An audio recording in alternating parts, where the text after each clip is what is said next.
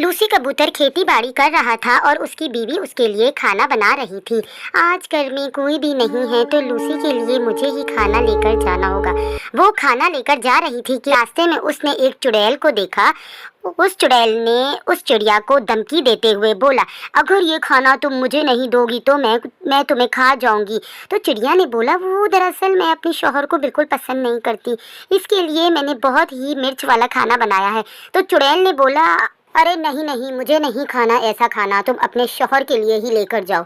और इस तरह उस चिड़िया ने चुड़ैल से अपना पीछा छुड़ाया।